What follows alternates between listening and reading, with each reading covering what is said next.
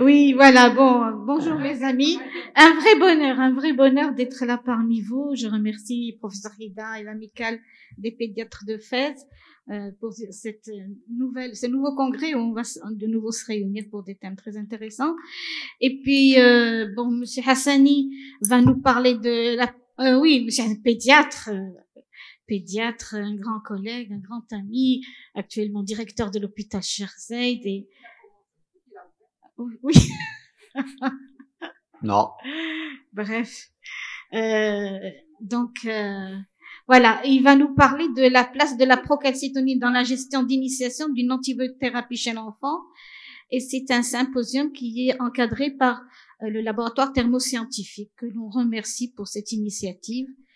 Et je vais lui donner la parole tout de suite. Merci, Madame Julon. Je voudrais tout d'abord remercier l'Association des médecins de Fès qui m'ont fait le plaisir, l'honneur d'être parmi vous. Je remercie Madame Julon, Madame Tchron, Sana et Lamia aussi, donc, qui sont présentes. Sans trop tarder, en fait, c'est pas l'initiation, si je vais vous parler de la procalcitonine, tout simplement. Alors, sur le plan pédiatrique, qui est un petit peu notre thématique commune, l'enfant a quand même certaines particularités. Il faut savoir que l'enfant fait beaucoup d'infections, dont la plupart sont virales, que l'enfant est malheureusement assujetti à une consommation excessive d'antibiotiques donnés à tort ou à raison. On va pas se polémiquer, mais souvent, il y a une grande consommation d'antibiotiques, ce qui touche bien sûr la résistance bactérienne, une atteinte, un chamboulement du microbiote du patient, donc toutes les conséquences d'une antibiothérapie abusive. Que les enfants font beaucoup d'infections respiratoires aiguës, essentiellement pour lesquelles ils sont mis sous antibiotiques. Et nous avons un biomarqueur qui est la procalcitonine, qui a fait ses preuves ces dernières années. Et on va se poser la question à quoi il sert, à quoi il ne va pas servir. Quand est-ce qu'il faut l'interpréter? Comment l'interpréter? Comment l'utiliser? Comment suivre sa cinétique? Ben, c'est la thématique de ce que nous allons parler aujourd'hui. Alors, historiquement, la procalcitonine, en fait, est une pro-hormone. Il y a une hormone qui s'appelle la calcitonine, que vous avez tous étudiée. C'est une hormone sécrétée par la thyroïde. Il y a une pro-hormone qui est la procalcitonine. Cette procalcitonine a été découverte déjà dans les années 75 par Moya. Sa structure biochimique, chimique, sinon, a été détaillée en 94, presque une quinzaine d'années plus tard, par Maruna. Et la procalcitonine, en fait, est une protéine, c'est un polypeptide dont la masse moléculaire est de 12 kilodalton et qui est composé de 116 acides aminés ou aminoacides. Alors, initialement, la procalcitonine a été détectée uniquement chez des personnes qui étaient atteintes de certaines pathologies particulières, toujours en relation avec la glande thyroïde, à savoir certains carcinomes pulmonaires par sécrétion de façon paranéoplasique, ou bien dans certaines néoplasies thyroïdiennes proprement dites. Il a fallu attendre. Juste avant la guerre du Golfe de 91, certaines équipes médecins militaires et des équipes militaires françaises avaient lancé une étude où ils devaient étudier ce biomarqueur qui est la procalcitonine dans le sang de certains patients qui étaient sujets à des intoxications pulmonaires, à des inhalations toxiques. Ils l'ont commencé à doser pour marquer ces atteintes pulmonaires toxiques. Ils ont découvert par hasard que, en fait, la procalcitonine était élevée chez les patients qui étaient infectés. Donc, c'était un petit peu le point de départ, et c'était l'équipe de Dr Carsin. Par la suite, c'est un pédiatre, et donc c'est toute la fierté des pédiatres, l'équipe de Dominique Gendrel, d'accord, avec même le Dr Carsin, qui ont fait un travail beaucoup plus spécifique, d'accord, au cours duquel ils ont remarqué que pendant les pathologies infectieuses de l'enfant, la procalcitonine était élevée, beaucoup plus dans les infections bactériennes que dans les infections virales. Donc, c'était la première observation pour les enfants, pour la distinction entre infection virale et bactérienne. Il fallait attendre 94. Où des équipes vont s'amuser à injecter une endotoxine. Une endotoxine, c'est pas une infection. Donc, c'est un one shot. Donc, ils vont donner des endotoxines bactériennes, essentiellement des Escherichia coli, et qui vont doser le taux de certains biomarqueurs, entre autres la procalcitonie. Ils ont remarqué qu'il y avait des taux détectables à partir de la 4e heure, qui vont se mettre en plateau entre la 6e et la 8e heure, et puis ils vont décroître pour disparaître après 24 heures à peu près. Ils restent en plateau pendant 24 heures, puis après chuter pour disparaître avec la disparition de l'endotoxine du corps. Alors, depuis plusieurs études ont été faites à propos de la procalcitonine, pour étudier tout d'abord son caractère pour marquer l'infection. Deuxièmement, pour faire la cinétique ou la clearance de l'infection, c'est-à-dire l'évolution de l'infection. Puis, ils ont étudié également l'éradication, la disparition de l'infection et sa corrélation avec les taux de procalcitonine. Et puis, même, ils sont allés même jusqu'à prédire la mortalité et prédire également un guide à l'antibiothérapie, quand est-ce qu'on commencera une antibiothérapie sur un seul critère qui est la procalcitonine. Donc, là, c'est les études qui ont déferlé par la suite. Alors, sur le plan structural, je passe sous le contrôle du professeur Chebraoui ici présent, qui a été mon élève, c'est ça? Oui, non, pour inverser les choses, pour une fois. Alors, la procalcitonine, je dis tout à l'heure, est un polipeptide constitué de 116 acides aminés. Alors, il dérive d'une autre, d'un précurseur qui est la pré-procalcitonine, qui lui est de 141 acides aminés. Alors, il faut savoir que seules les cellules C de la thyroïde peuvent cliver la procalcitonine en 3 composantes. Nous allons les voir tout à l'heure. Alors, cette procalcitonine, c'est un polipeptide de 141. Il va être scindé en 3 morceaux. Le premier morceau étant la partie terminale qui comprendra 57 acides aminés, et une partie centrale qui s'appellera la calcitonine, et une partie C-terminale qui va être la catacalcine, qui vont être libérées. Alors, il faut savoir que, bon, voilà le peptide, quand vous le voyez sur l'image. Ça marche. Ça se voit pas sur l'écran. Mon marqueur marche, le voilà, mais s'il ne marche pas, c'est pas grave, donc je le pose. Pardon? C'est pas grave, c'est pas grave. Alors, vous voyez qu'il y a différents peptides. Celui en bleu, c'est la calcitonine, et l'ensemble, c'est la procalcitonine. Donc, c'est un précurseur de la procalcitonine, de la calcitonine. Alors, on a cité la calcitonine. À quoi sert la calcitonine? Donc, comme Sana a parlé des hyponatrémies, ça m'interpelle pour parler il a parlé des hyponatrémies, ça m'interpelle pour parler des hypocalcémies. Et en fait, la calcitonine est une hormone qui est hypocalcémiante et hypophosphorémiante par excellence. Donc, elle agira par 2 biais, réduire la résorption de l'os, le calcium osseux, et il va réduire également il va augmenter l'excrétion rénale du calcium et du phosphore, donc il va être hypocalcémiante. Alors, sur le plan physiopathologique, il faut savoir que on revient à la procalcitonine. La procalcitonine est sécrétée principalement par les cellules de la thyroïde. Alors, lors d'infections bactériennes, la procalcitonine est produite par d'autres organes. Et c'est ça la différence. La procalcitonine physiologique, en état normal, c'est la thyroïde. Sauf que les autres cellules mononucléées, et parfois leucocytaires, possèdent des granules, où il y a de la procalcitonine. Et ils ne la dégradent pas, ils ne la sécrètent pas. Alors, lors d'infection, par contre, le rage cytokinique va faire que ces cellules qui ne sont pas censées sécréter la procalcitonine vont commencer à la produire. Donc, c'est dire que une augmentation de la procalcitonine a été prouvée, détectée chez des personnes qui étaient thyroïdectomisées. Donc, ils n'ont plus de thyroïde. Donc, les cellules C de la thyroïde n'existent pas. Et pourtant, lors d'infection, on a remarqué qu'ils avaient des taux de procalcitonine qui étaient élevés. Ce qui veut dire que la procalcitonine est sécrétée ailleurs. Et donc, de là, des études in vitro, ont mis que il y avait de la procalcitonine. Il y a même de l'ARN messager qui code pour la fabrication de la procalcitonine dans les cellules de différents organes après stimulation et avec les médiateurs pro-inflammatoires. Donc, en réponse à un stimulus pro-inflammatoire, on va prendre l'infectieux. Quand il est bactérien, c'est une voie particulière qui va prendre le relais, c'est la libération d'interleukine 1 bêta et du TNF-alpha qui seront utilisés en cas d'infection bactérienne. Là, la sécrétion de procalcitonine sera importante par les tissus autres que la thyroïde, à savoir le foie, le pancréas, l'intestin, le poumon, le rein, tous les organes, même les leucocytes, vont commencer à sécréter la procalcitonine.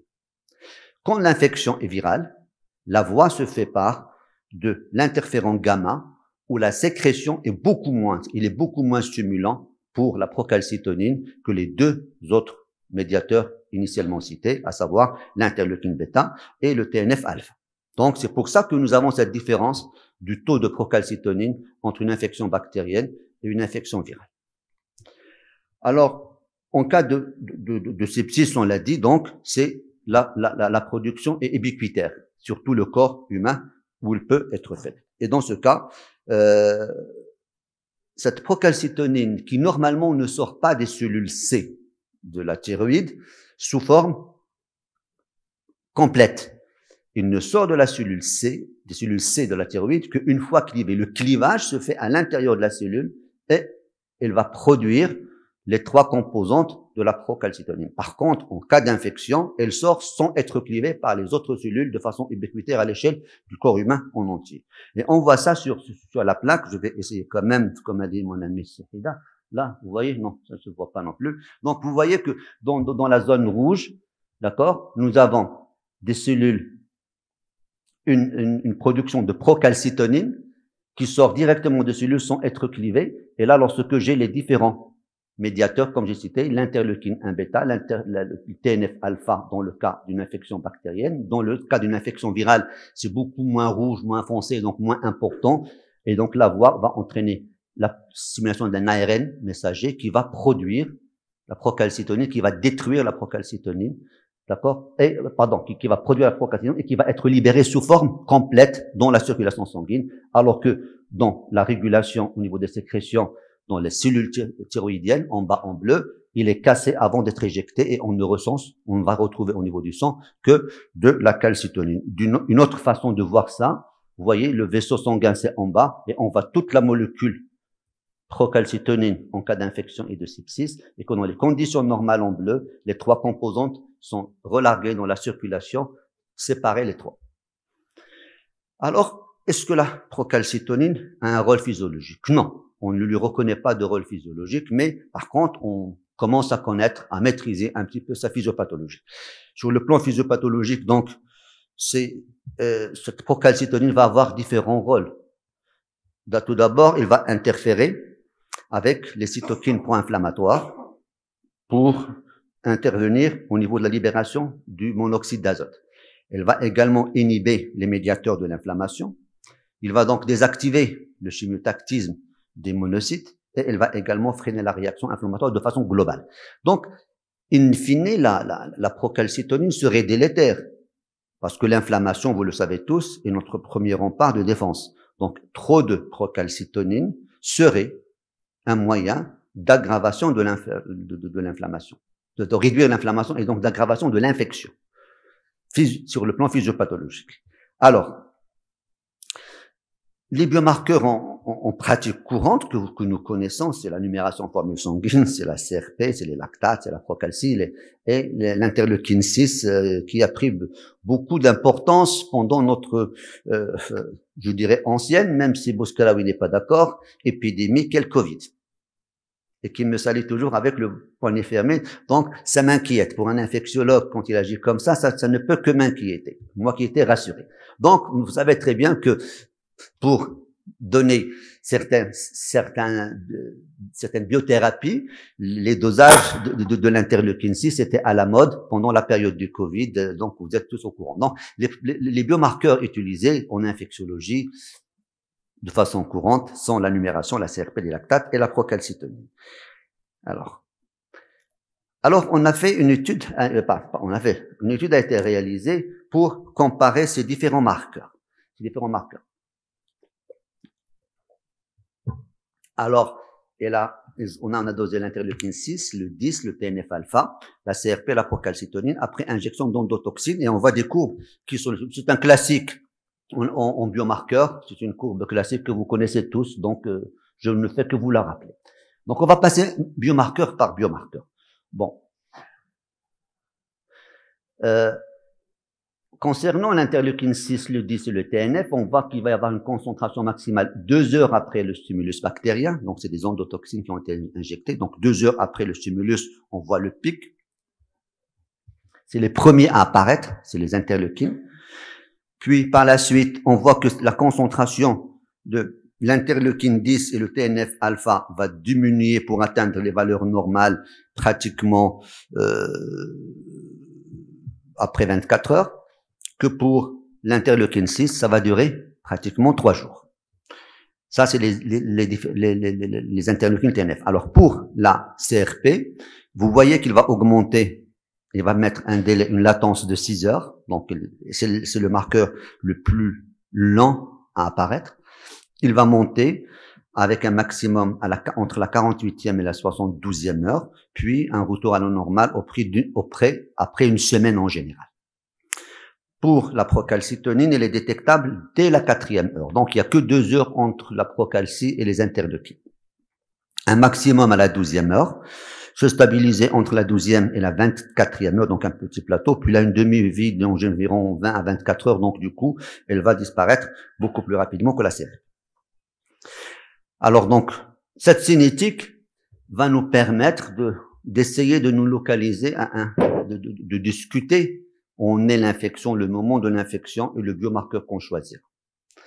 Alors, en pratique, pour la procalcitonine, en pratique, donc, il a montré donc son intérêt dans le diagnostic de certains sepsis bactériens qui ont été suggérés par plusieurs travaux. L'un des travaux les plus connus, c'est celui de Muller, où on a montré qu'un taux de procalcitonine supérieur à 1 nanogramme par millilitre serait associé à une infection avec une spécificité de 94 et une sensitivité de pratiquement 90. Donc, un marqueur assez important pour l'infection.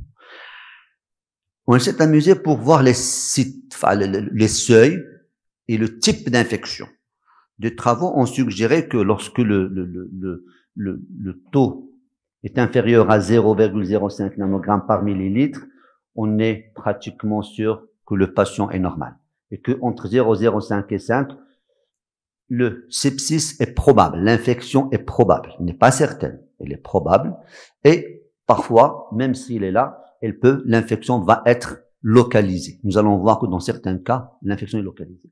Et que entre 0,5 et 2, il y a un risque modéré d'infection systémique, et que au-delà de 2, le sepsis est probable, et au-delà de 10, le sepsis est sévère. Donc, on peut le corréler à un sepsis sévère. Et nous allons voir que beaucoup d'études ont parlé de ça. Les études, parfois, peuvent être contradictoires. On conclura que ça va être toujours le bon sens. C'est un bon indicateur, mais le bon sens se primera toujours. Alors, les limites de la procalcitonine doivent être connues. Si on veut bien interpréter une procalcitonine, on doit connaître les limites de cet examen. Alors, c'est pour cela que le bon sens primera toujours. Il y a des faux positifs et des faux négatifs. Et dans certaines situations, c'est-à-dire que si moi je me retrouve chez un patient où je sais que je risque d'avoir un faux positif, mon cutoff, je dois l'augmenter. Ça veut dire que je ne vais pas prendre les seuils habituels pour déterminer qu'il y a une infection. Les seuils peuvent être augmentés selon certains travaux, être vus à la hausse pour dire que lorsque ça va dépasser les 10 nanogrammes par millilitre, même si je suis devant un grand brûlé, un polytraumatisé qui risque lui aussi d'augmenter sa procalcitonine, le risque infectieux est réel et ce n'est pas laissé uniquement au facteur du faux positif, c'est une infection. Donc c'est un nivellement à la hausse du seuil de positivité qui doit être envisagé dans ce cas-là. Alors, pour les faux positifs, donc on peut citer le paludisme, les infections fongiques, les périodes post-opératoires, les atteintes hépatiques aiguës, le syndrome d'activation macrophagique, le Kawasaki, les coups de chaleur, les polytraumatisés, les brûlés, d'accord, les traitements anti-rejet, le traitement par certaines, l'insuffisance rénale terminale aussi. Donc toutes des conditions-là qu'on doit connaître, qui ne sont pas des conditions infectieuses, qui sont des conditions pathologiques autres que l'infection, mais dont la procalcitonine peut être élevée, et donc on ne prendra pas les seuils qu'on prend habituellement pour déterminer une infection, on verra les seuils un peu plus hauts pour dire que c'est une infection. Nous avons des faux négatifs également qui peuvent survenir lors d'infections localisées. On peut bel et bien avoir une infection. L'appendicite peut être considéré comme une infection localisée et avoir une procalcie négative, et donc rien ne remplacera le fameux signe au niveau du McBurney. D'accord, donc le signe de la recherche de l'appendicite. Donc, regardez le sens clinique devant, sachant que parfois on peut avoir des faux négatifs pour certaines pathologies, par exemple localisées, mais également dans les infections à mycoplasme et à chlamydier qui n'élèvent pas le taux de procalcitonine comme les autres bactéries en général qui ont des parois. La brucellose, la maladie de Lyme, la listériose et la tuberculose non plus peuvent donner des faux négatifs alors que l'infection est là. C'est des pathologies infectieuses, mais dont la procalcitonine est négative vu le processus physiopathologique de fabrication des médiateurs qui vont interférer avec, qui vont agir sur l'ARN de production. Alors, les indications chez l'enfant. Alors, on va se poser deux questions. Est-ce qu'une procalcitonine peut exclure une infection? Et quel est le taux de sensibilité, de spécificité? Et est-ce que une procalcitonine peut prédire une infection? Alors, pour la question, peut-elle exclure une infection? Des études, bien sûr rétrospectives, mais bon, ils gardent toujours leur valeur, rapportent que la procalcitonine seule ne suffit pas à l'exclusion d'une méningite bactérienne ou d'une bactériémie. Donc, on n'ose pas dire qu'une procalcitonine, tu n'as pas de méningite. Pourquoi? Parce que c'est quand même une infection grave. Mais on sait que la procalcitonine permet de réduire la probabilité d'une infection bactérienne. Donc ça veut dire que lorsqu'il est négatif, le risque est minime, très minime, mais il existe réellement. Et si vous avez votre raideur de la nuque, ne dites pas que c'est pas une infection bactérienne après une PL positive. Donc la procalcitonine a des seuils pour exclure une infection important, il réduit le risque, mais il ne le réduit pas à 100%. Donc, il y a toujours une petite marge d'incertitude qu'il faut garder à l'esprit, et il faut donc revenir à l'esprit clinique. Est-ce qu'elle peut prédire une infection? Alors, des taux élevés sont associés à un risque plus élevé d'infection bactérienne, ça toutes les études le prouvent. Comparé aux autres marqueurs, surtout la CRP, on voit que la procalcitonine a une valeur prédictive beaucoup plus importante pour les infections invasives, à savoir les méningites et les bactériens.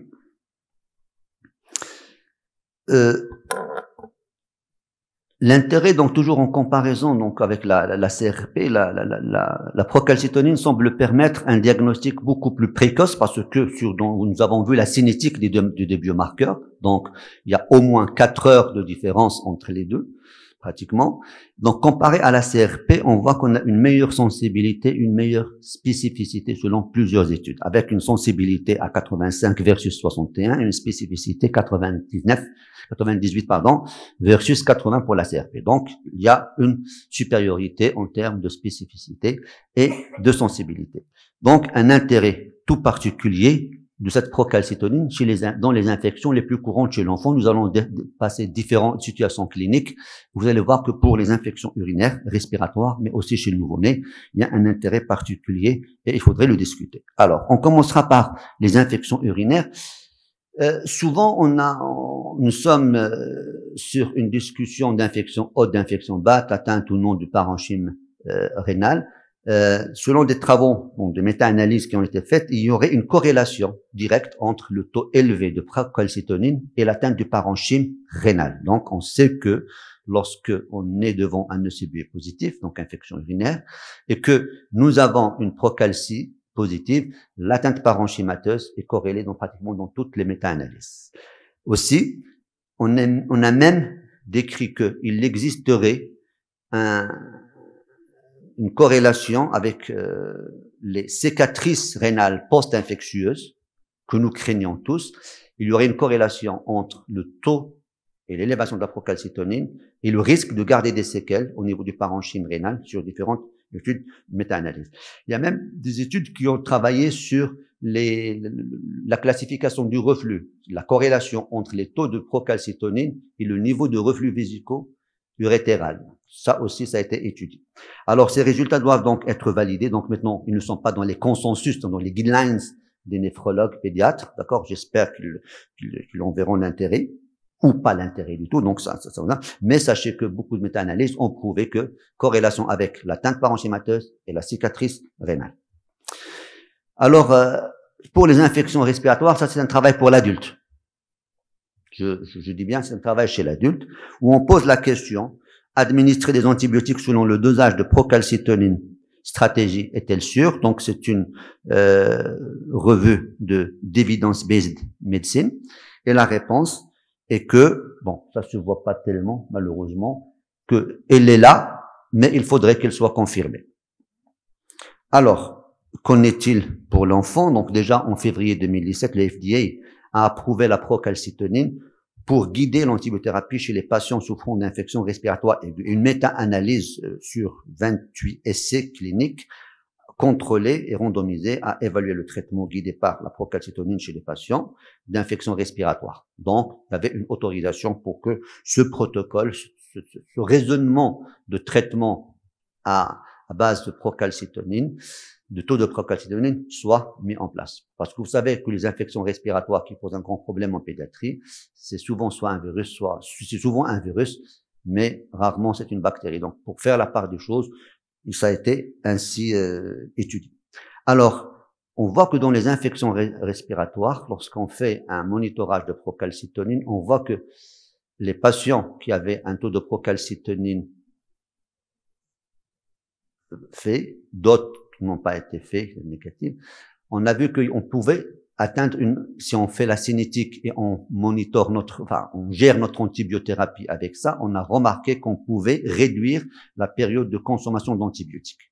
Alors, maintenant, on va se poser la question, on peut discuter de l'utilité en pratique courante, d'accord, tout à l'heure, vu quel est l'intérêt, on le discutera, mais sachez que lorsqu'on monitore avec la procalcie, on arrive à réduire la durée d'antibiothérapie dans les infections respiratoires. Alors, là, vous savez très bien que la procalcitonine va différencier entre infections bactériennes et virales, avec bien sûr des taux, par exemple, supérieurs à 2 nanogrammes pour les infections bactériennes et qu'en dessous de 0,5 pour les infections virales. Alors, sachez que la procalcitonine ne pourra pas différencier entre une infection virale ou une infection à mycoplasme ou à chlamydie. Donc là, il y a une limite pour les infections que vous voyez. Alors, donc là, vous voyez, donc c'est comparant viral et bactéries, comme je disais, mycoplasme et chlamydie. Donc, il n'y a pas de différence entre les deux. Alors, pour les infections respiratoires, il y a très peu d'études chez l'enfant, mais bon, il y a une étude qui est assez quand même conséquente du CDC qui s'appelle Etiology of Pneumonia in the Community, qui a identifié qu'il y a un cut-off, un seuil de procalcitonine supérieur à 0,24 nanogrammes, avec 85% de sensibilité et 45% de spécificité dans l'identification des enfants n'ayant pas une infection, donc de l'exclusion. Ça veut dire que lorsque tu as une procalcie inférieure à 0,24, tu as une sensibilité de 85% que ce n'est pas une infection bactérienne. Donc, c'est pour exclure un enfant. Alors, en hémato-oncologie, donc vous savez que dans les neutropénies fébriles qui posent un grand problème pour nos amis hématologues pédiatres, j'en vois pas ici malheureusement, mais bon, Pardon, Amine, je suis désolé. Tu es venu en retard. Tu n'étais pas là au début. Depuis hier. Ah ben, bravo. Donc, en fait, j'ai demandé à certains dans ma maison, en faisant la visite hier, mais dis non, de toute manière, chez nous, toute neutropénie fébrile, c'est antibiothérapie systématique, donc le problème ne se pose pas. De toutes les manières, pour les neutropénies fébriles, comme les globules blancs peuvent être sécréteurs de procalcitonine, donc, et ils vont être privés, on va être privé du pool qui va les produire, donc on monte le cut-off, le seuil, on va l'augmenter entre 1 à 1,5 nanogrammes par millilitre. Donc, en fait, là, vous voyez, à chaque fois, on travaille avec les seuils devant les situations. Donc, un neutropénique qui a 1,5 de procalcée et il est infecté par une bactérie. Donc, il faut mettre en place votre antibiothérapie. Alors, il n'y a pas de preuve aujourd'hui pour ça parce que ils n'osent pas ne pas donner d'antibiotiques. Donc, il n'y a pas de preuve écrite pour cela. Alors, je parlerai du cas du nourrisson de 3 mois et moins qui est à cheval entre le nouveau-né et le vrai nourrisson. Si vous permettez cette classification nouvelle de pédiatrie. Vous permet si vous ne dépassez pas le temps. Non? Vous permet si vous ne dépassez Mais le pas temps, j'en ai encore, je suis à 17 minutes. Il y a un chronomètre ici, j'ai 30 minutes. Non. En fait, il a 30 minutes, désolé. J'ai 30 minutes. Il a 30 minutes, mais les 20 minutes sont déjà passées. Oui. Bon, merci, je conclue. Non, c'est plaisant de vous écouter. Non, il n'y a pas de souci. Continuez. Non, parce que j'ai ici 17 minutes. Bon, ceci. On va faire vite. Alors, sur une étude chez les tout petits nourrissons, en fait, la procalcétonine a fait ses preuves. C'est un bon biomarqueur, mais il serait préférable de le coupler à une CRP. Donc, sur le tout petit, on utilisera les deux. Je vois l'ami qui me regarde. Je passe à la néonatologie. Alors, vous savez très bien que le sepsis néonatal pose une grande problématique, qu'il n'y a aucun biomarqueur qui a l'unanimité ni la suprématie pendant cette période-là.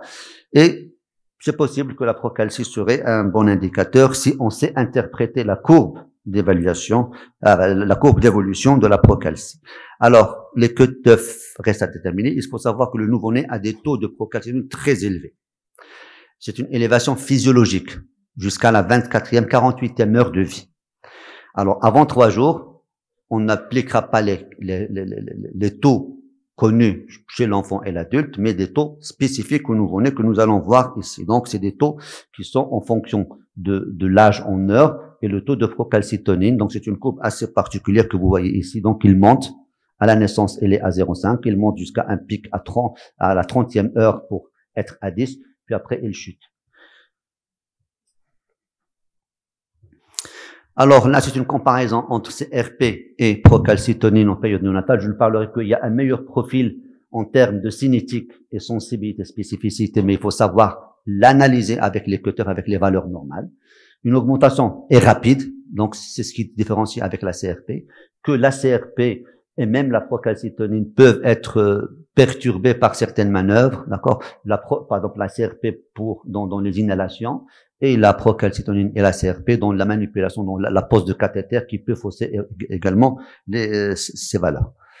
Alors là, c'est chez le nouveau-né, donc en comparant les 3 paramètres, les globules blancs, la CRP et la procalcie, on voit donc sur la courbe ROC qu'il y a un décalage vers la gauche, ce qui est meilleur indicateur. Alors, donc c'est revenir à dire que la combinaison serait la meilleure formule. C'est vrai qu'il y a une supériorité de la procalcie, mais pour être encore mieux, c'est un couplage entre les deux marqueurs. Là, c'est pour les chirurgiens. Après une chirurgie, la procalcétonine ne monte pas autant et tardivement par rapport à la CRP en cas d'acte chirurgical pour détecter une infection post-chirurgicale précoce. Donc, la procalcétonine serait meilleur indicateur en général. Alors, des études pour guider l'antibiothérapie. Et c'était peut-être un petit peu le titre de la communication. Donc, sur des méta-analyses, on voit qu'il y a des études qui disent qu'il n'y a pas d'effet sur la mortalité, mais tous sont unanimes sur la réduction du nombre de jours où on donne les antibiotiques si on fait un monitorage. On arrive à réduire 1,5 jours d'antibiothérapie. D'autres études qui disent qu'on peut même réduire la mortalité si on fait une cinétique et on anticipe une antibiothérapie assez importante, une antibiothérapie assez précocement. Alors, globalement, on réduit de 1 à 1,5 jours la durée globale de l'antibiothérapie. Et là, c'est des arbres décisionnels avec les taux, d'accord, que je faciliterai avec ça. Donc, en dessous de 0,25, antibiotiques fortement découragés, antibiotiques découragés en dessous de 0,5, entre 0,5 et 1, antibiotiques encouragés, antibiothérapie fortement encouragée. Donc ça, c'est des études qui ont été faites. Donc les résultats sont un petit peu contradictoires. Je pense qu'on en verra mieux dans le futur et dans les prochaines études. Là également, donc c'est pour arrêter une antibiothérapie. Il faut savoir que pour résumer la plaque, c'est en fait lorsqu'on démarre une antibiothérapie, qu'on fait une procalcie et qu'on voit une réduction de 80% du taux de la procalcie, on peut dire que l'infection a été pratiquement jugulée et qu'on peut se permettre d'arrêter notre antibiothérapie. C'est des études, il y a beaucoup d'études qui l'ont confirmé, d'autres pas encore, mais je pense qu'on en verra dans le futur et que ça puisse être une pratique plus courante. Alors, pour conclure, je dirais que la procalcitonine est un biomarqueur très prometteur, qu'en termes d'économie de santé, même si on peut aujourd'hui discuter le prix d'une procalcie par rapport à un prix d'une CRP, on peut se poser des questions, mais les risques qu'on a à développer des résistances, le risque des effets secondaires de l'antibiotique, de la modification du microbiote, quelle est réellement l'économie de santé lorsqu'on arrive à réduire une antibiothérapie ou à éviter une antibiothérapie? Et je terminerai que j'avais lu un article à propos de ça, à propos de la troponine. Même si vous avez le meilleur outil, probablement la procalcie, sait-on jamais. Même si vous avez le meilleur outil, il n'y a pas de cardiologue, il y a la femme d'un cardiologue ici, mais il n'y a pas de cardiologue. Ne faites pas comme les cardiologues. Aujourd'hui, on ne traite plus des patients, on traite des troponines. D'ailleurs, je l'ai vu sur un article où ils disent que voilà, parlons de la procalcitonine, ils disent que espérons que la procalcitonine ne subira pas le même sort que la troponine. Aujourd'hui, on ne fait plus de CG, on n'examine plus de malades, troponine positive, troponine négative, on intervient ou pas. Chers amis pédiatres, gardez votre sens clinique même si aujourd'hui la procalcitonine prouve toute sa suprématie en termes d'infectiologie, gardez votre sens clinique, on ne le quittera jamais parce que c'est ça qui va valoir pour nous. Je vous remercie. Désolé, Madame Jumel. Merci, professeur Hassani, pour ces bonnes recommandations et pour cette très intéressante présentation sur la place, sur l'utilité de la procalcitonine et sur son impact sur la guidance de l'antibiothérapie en cas d'infection bactérienne chez l'enfant. Et puis tout de suite, vous voulez dire quelque chose, mes amis? Non? Si vous avez des questions, voilà. Je prends la route. Oui. Sinon, je prends la route. Non, tu prends pas la route. Non, non, pas encore. Non, on a encore. Je vais assister à Claude comme. C'est la mienne, vas-y. Madame Haj Khalifa. Merci pour ça. Merci pour ta présentation. Bon, excellente, très bien. D'abord, c'est un peu la conclusion. Moi, j'ai un protocole. Par exemple, pour la maladie d'Osler, je donne une antibiothérapie de temps et pendant un certain temps. Cytonine, c'est un élément de diagnostic, c'est-à-dire quand est-ce que je dois prescrire une antibiothérapie. Mais si j'ai un protocole que je surveille, je ne vais pas faire uniquement au début, je la fais au début pour prescrire une infection, pour traiter une infection. Et si je la refais, par exemple, une maladie d'Osler, alors que j'ai un protocole, je ne vais quand même pas arrêter mon protocole. Qu'est-ce que tu conseilles? J'ai un protocole pour telle pathologie, et si ma procalcitonine est négative, est-ce que je dois arrêter cet antibiotique? Est-ce que je dois arrêter ce protocole? J'ai dit, Madame Haj Khalifa, tout à l'heure en parlant de ce qui est prouvé aujourd'hui, quand on fait une cinétique ou une procalcie pour les infections urinaires, et on sait aujourd'hui qu'une procalcie élevée avec infection urinaire, on a une cicatrice sur le rein. Oui. Je dis dans la pratique. Je pense qu'aux sociétés savantes, maintenant, d'établir les guidelines. Ces protocoles que vous suivez, c'est des sociétés savantes qui ont fait leurs guidelines. Il faudrait qu'aujourd'hui, chaque société savante s'approprie l'outil et d'essayer de le placer et de revoir ces guidelines. Aujourd'hui, quand on a un nouveau outil, il va falloir modifier nos pratiques. Je me rappelle, du moins, moi qui suis vieux. D'accord? Je me rappelle, on n'avait même pas de CRP, on travaillait avec les globules blancs. Et on a dû changer avec la CRP. Aujourd'hui, il va falloir que nos protocoles suivent. Il y a rien de figé. Rien n'est parfait, tout est perfectible. Et je pense que, par exemple, pour l'Osler, pour moi, je pense que c'est un terrain à une infection localisée vous risquez d'avoir un faux négatif. Même dans les autres biomarqueurs, dans l'OSNER, vous avez les autres biomarqueurs qui sont négatifs. Et ce n'est pas le bon exemple. Professeur Madani. Merci. C'est pas suivre. De toute façon, j'arrive pas à suivre. C'est pas grave. On a toujours travaillé avec les globules blancs, avec la CRP. La CRP nous a rendu énormément de services, surtout en matière de méningite, en matière d'infection banale, d'infection urinaire. Il n'y a pas une infection urinaire qui ne laisse pas de scars sur les reins. C'est pas parce qu'on va faire une CRP ou une procalcitonie qu'on va dire oui ou non. C'est sûr que la procalcitonie elle a un effet de plus sur la CRP pour le pronostic. Donc moi je pense que l'indication, il faut savoir que ça coûte 365 dirhams, alors que la CRP coûte 130 dirhams. Donc je pense qu'il y a indication, et l'AMIA peut le confirmer ou l'infirmer pour le nouveau-né, des fois, et peut-être dans les réanimations pour les malades graves. Merci. Ouais, Docteur Ombli. Vas-y. Tu veux répondre, vas-y. Je répondrai pour les deux tout à l'heure. Bien sûr. Tu as toujours été auprès de moi. Pourquoi pas aujourd'hui? Il a toujours été mon soutien. Moi, je pense que pour le nouveau-né, tout le monde est d'accord. Il y a eu beaucoup de méta-analyses qui ont été réalisées. Le fait, comme l'a si bien dit Si Hassani, il y a cette variation physiologique et cette augmentation du taux chez le nouveau-né qui fait qu'on est un petit peu réticent pour adopter soi-disant un protocole. Mais il faut dire que les études ont montré la supériorité en période néonatale de la CRP, de la PCT, sur la CRP. Il faut pas oublier que le un mois, on va parler de moins de 28 jours, quand on est devant un nouveau-né symptomatique, c'est très difficile de ne pas avoir la main facile pour démarrer une antibiothérapie. On serait dans le tort de le faire, surtout devant un nouveau-né symptomatique.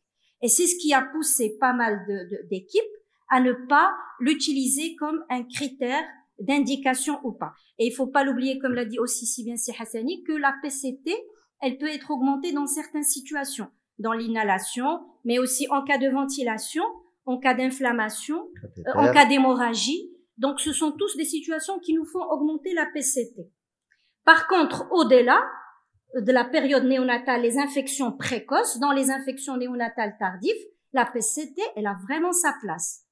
Il y a même des études qui utilisent actuellement la PCT au son du cordon et ils vont raisonner en fonction du fait que si le malade est symptomatique, la PCT, donc ils vont faire la totale, l'hémoculture, la CRP, la PL. Si le malade est asymptomatique, alors là aussi, ils vont le surveiller. S'il a plusieurs facteurs de risque, ils vont faire la totale et raisonner en fonction. Est-ce que la PCT est négative ou pas? Je pense que la période néonatale est quelque chose qui est à part. Par contre, moi, pour le moins de 3 mois, je pense qu'on gagnerait beaucoup à utiliser la PCT. Parce que même dans le LabScore qui a été utilisé récemment, on a démontré la supériorité de la PCT par rapport au taux de globules blancs, au taux de polynucléaires et de la CRP. Et je pense que c'est très important et ça pourrait aussi être important, je ne sais pas, vous l'avez pas abordé, mais dans les fièvres aiguës sans orientation clinique, voilà, les moins de 36 mois, de 36 mois, je pense que ça, c'est très important, ça peut être, c'est un biomarqueur qui doit être utilisé dans un contexte clinique. Comme vous l'avez bien dit, il faut qu'on garde un bon sens clinique, mais je pense qu'on gagnerait beaucoup à l'introduire dans nos services des urgences et d'accueil. Et je reviendrai juste sur l'infection urinaire parce que c'est quelque chose qui me tient à cœur et je vous rejoins. Il faut vraiment que les sociétés savantes s'y penchent. Je pense que comme le nouveau-né est beaucoup exposé aux antibiotiques, il y a beaucoup de nouveau-nés qu'on traite qui ne sont pas infectés. Alors il y a beaucoup de CBU qui sont traités par antibiothérapie. Et là, je reviens sur ça et j'aimerais aussi partager avec vous, je suis longue, mais bon, il m'a invité à être ici au pupitre. Il y a une étude qu'on a faite au service concernant justement l'infection urinaire chez l'enfant. Et on avait démontré, eh bien, on a pris le HADAC d'avoir la PCT, on l'a pris comme un marqueur et ça a été corrélé avec, on a fait des scintilles pour la recherche des cicatrices rénales précoces et tardives. Et je pense qu'on a rejoint ce que plusieurs études ont rapporté, c'est qu'il y avait une corrélation avec les cicatrices et même avec le reflux. Justement, c'est parce que c'est un biomarqueur qui apparaît très tôt, ça permettra une antibiothérapie très tôt, et toutes les études ont déjà prouvé qu'une antibiothérapie précoce préviendrait les cicatrices. Ce n'est pas parce que... Voilà. Professeur Amblé. Oui. Justement, je voudrais intervenir sur la place de la procalcitonine sur l'infection urinaire, mais avant d'en parler, je voudrais juste rappeler à tous mes amis ici présents de garder le bon sens clinique et aussi les outils qu'on utilisait, la numération. Parce que moi, j'ai eu dans mon expérience des enfants avec des fièvres persistantes, antibiothérapie, le CBU, la radio pulmonaire, tout était normal, alors qu'il fallait juste regarder un taux de neutrophile qui était bas au niveau de la numération. Je suis tout à fait, d'accord, pas d'accord, mais entièrement avec toi dans la place de la procalcitonine dans l'infection urinaire. D'ailleurs, Sandrine Leroy, elle a fait la première méta-analyse et la première étude clinique, et puis ensuite des méta-analyses pour la place de la procalcitonine dans la détection des infections urinaires graves. Grave n'est pas uniquement par le cortège clinique, parce qu'on peut avoir des infections urinaires avec un cortège clinique qui n'est pas très alarmant, mais la procalcitonine avec une infection urinaire, c'est pour nous les néphrologues égal, mais plus ou moins, c'est égal reflux, c'est-à-dire égal infection dans le parenchyme rénal. Qui dit infection parenchyme rénal dit séquelles, dit conséquences, dit cicatrices, etc. C'est-à-dire que c'est un enfant, même si vous faites une échographie, que vous trouvez tout est normal, tous les néphrologues disent ça sert à rien de faire une cystographie par la suite parce qu'on sait que comme il a eu l'infection urinaire, comme il a eu la procalcitonine, ça veut dire qu'il a eu un reflux qui est de faible grade, mais il est lent. Et les petits reflux sont aussi graves que les reflux à haut grade. Donc, ce sont des enfants qui nécessitent une surveillance et une prise en charge et surtout le dépistage de ces cicatrices au niveau rénal. La procalcitonine est en train de baisser au niveau des prix. Donc, je pense que si on Je parlerai des prix tout à l'heure. Moi, je pense que si on doit garder une place de la procalcitonine, tu insistes sur le nouveau-né, moi je dirais le rein. Bon, peut-être que au niveau pulmonaire plus ou moins, mais au niveau du rein, c'est très important. Je pense que professeur Hida et l'équipe d'organisation que je remercie, auquel je réitère encore mes remerciements, que les laboratoires thermoscientifiques qui ont choisi cette thématique également, il y a un panel de différentes spécialités. Il y a les neurologues pédiatres, il y a les endocrinologues pédiatres, il y a les hématopédiatres, les néonatologistes. Bon, et j'en oublie que la salle m'en excuse, ma vision chute avec le temps. D'accord? Je pense c'est que pour que tout un chacun s'approprie cet outil pour l'adapter à sa pratique courante. Aujourd'hui, moi, je peux pas. Moi, j'ai été infectiologue pédiatre, je suis devenu pneumologue pédiatre, et orateur pédiatre, à la limite, mais bon. Je pense que chaque société savante doit se l'approprier pour pouvoir savoir l'utiliser correctement. Et quand on parle d'économie, de prix, vous savez, depuis que j'ai mis mes pieds en faculté de médecine jusqu'à ce jour, il y a une seule thématique qui m'a toujours paru difficile à cerner. C'est l'économie de la santé. C'est tellement complexe comme variable. Moi, vous me parlez d'économie de santé de prix. Moi, je vais vous dire, tiens, il y a quelqu'un qui fait une cicatrice rénale, ça va être un futur hémodialysé. Il va passer 10 ans de dialyse, combien ça coûte, puis après, il va faire une transplantation, il prend les immunosuppresseurs, combien ça coûte, et ça part. Je peux vous calculer l'économie de santé parce qu'on n'a pas diagnostiqué chez lui une infection urinaire. Donc, l'économie de santé est complexe. D'accord? Donc, mais on sait tous que toute maladie aiguë qui aboutit à une maladie chronique est un handicap pour la société. Sincèrement, l'économie de santé, moi, je ne lésine pas sur une dépense. Je dirais, de toute manière, les prix vont baisser. Donc, du coup, il faut s'adapter aux nouveaux outils et ne pas toujours mettre le prix comme un facteur limitant parce que je vais avoir des insuffisances rénales, je vais avoir une résistance bactérienne. Si on utilise des antibiotiques à tort et à travers, on va avoir ça n'a pas de prix dans une société. Donc voilà, c'est ça l'économie de la santé. Si Bouskaoui voulait parler, je pense que madame, je ne m'achète pas. C'est Amine, je te félicite d'abord pour cet excellent exposé, comme d'habitude. J'ai appris de toi, chers amis. Mais, chauffe. n'oublions pas que dans la salle, il y a des pédiatres des publics, il y a des pédiatres de cabinet, il y a des universitaires. Et donc, oui, la procalcitonine, il a sa place, mais la difficulté, il y a même certains gens ne peuvent pas accéder à une bonne CRP, une bonne numération au Maroc dans certaines régions. J'ai toujours parlé du sens clinique. Et c'est de là que je dirais toujours avec Simadani, je serais d'accord à 100% avec Simadani, un bon examen clinique, une bonne CRP, une bonne NUM peut régler pas mal de choses. Cependant, cette fameuse PCT, dans la méningite, ça peut aider pour distinguer entre ce qui est bactérien et viral. Comme l'a dit Oussada Oumlil, ça peut prédire les lésions parenchymateuses au niveau de rein. L'infection materno-fœtale, on reste de ne pas être d'accord parce que l'équipe de Nantes qui a travaillé sur la PCT Flocordon en 2002, ils sont en train de revenir sur l'indication de PCT dans l'infection néonatale précoce. Il y a assez d'arguments à l'appui. Ils sont en train de revenir sur l'infection néonatale précoce. Quoique, tout reste ouvert et les évidences, d'accord, je pense qu'il faut rester toujours ouvert d'esprit. Peut-être d'autres équipes vont venir dans quelques années la remettre en place, etc. Attention, dans les fièvres isolées, au début, les premières heures, une PCT normale n'élimine rien. On l'a dit. Voilà. Merci beaucoup. Je vous en prie.